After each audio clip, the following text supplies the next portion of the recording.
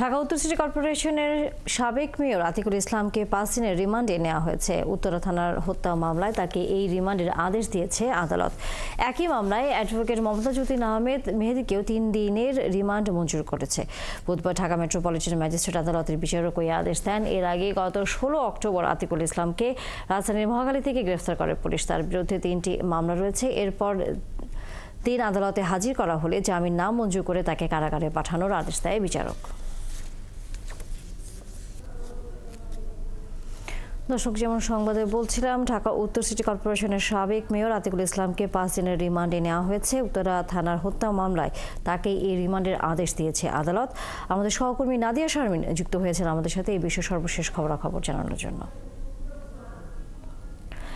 Nadia, mayor আতিককে 5 দিনের remand নেওয়া হয়েছে, সেই বিষয়ে জানানোর পাশাপাশি আদালত আর কি বলেছে এবং আজকে আদালতে অন্য কোনো আসামিকে নিয়ে আসা হবে কিনা? জি ধন্যবাদ। আপনি জানেন যে মেয়র আতিক আজকে মূলত যে মামলায় তাকে রিমান্ডে আবেদন করা হয়েছিল সেই মামলায় 5 দিনের রিমান্ড দেওয়া হয়েছে, যেটি আপনিও বলছিলেন, এবং এর পাশাপাশি কিন্তু বেশ কয়েকজন আসামিকে আজকে আনা হয়েছে এই আদালতে। এবং আদালতে যেটি বলা হয়েছে যে এই আসামিরা যারা রয়েছেন তারা হত্যার ক্ষেত্রে উৎসাহ জুগিয়েছেন এই সরকারকে, আওয়ামী লীগের সরকারকে তারা সাহায্য করেছেন, সহযোগিতা করেছেন, যার মাধ্যমে এই হত্যাগুলোর ক্ষেত্রে তারা ভূমিকা রেখেছেন। এবং এই পুরো বিষয়টিকে তারা যেহেতু সমর্থন দিয়ে গেছেন প্রথম থেকে শেষ পর্যন্ত, তার পেছনে আরো কারা জড়িত আছে, এই ঘটনাগুলোর পেছনে কে কে কি ধরনের ভূমিকা পালন করেছেন, এই সবকিছু যাচাই করা আসলে জরুরি, যার কারণে এই রিমান্ডের আবেদনটি করা হয়েছিল এবং তার ভিত্তিতে রিমান্ডটি দেওয়া হয়েছে।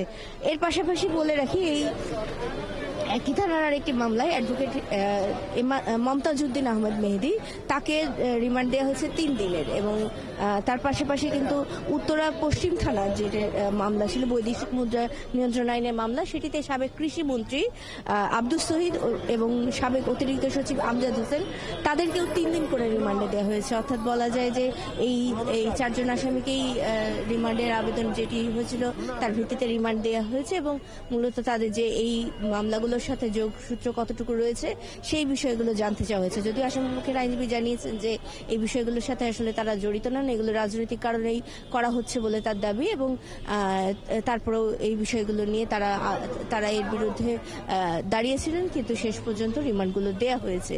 এবং যেটি গত কয়েকদিন ধরে বিভিন্ন যারা আসামি রয়েছে তাদেরকে আনা হচ্ছে, আজকের এই 4 জনকে আনা হয়েছে। এবং তার বাইরে বিভিন্ন পর্যায়ের নেতাকর্মীদের আনা হচ্ছে, সেগুলো আর আলাদাভাবে উল্লেখ আমরা করছি না। কিন্তু আপাতত আজকে মেয়র আতিক এবং তার পাশাপাশি সাবেক কৃষিমন্ত্রী আব্দুস শহীদ এবং যে সচিবের কথা বললাম, এই কয়জনকেই মূলত আজকের দিনে রিমান্ডে আনা হয়েছে।